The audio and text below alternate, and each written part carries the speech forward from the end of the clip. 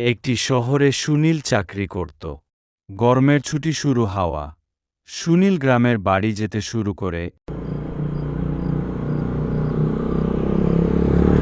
সুনীল বাড়ি যাওয়ার পথে অনেক কিছু দেখতে পেল, যেমন নদী, জলাশয়, পাহাড়, বন, জঙ্গল এবং আরও অনেক কিছু দেখতে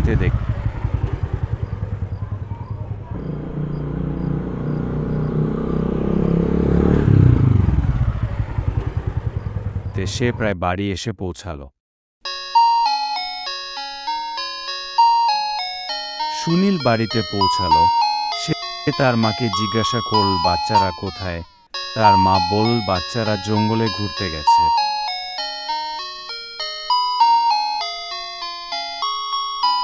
টুনু ও রূপা দুজনে জঙ্গলে ঘুরে বেড়ায়। টুনু ও রূপা দুজনে রাস্তা ভুলে গভীর জঙ্গলে চলে যায়।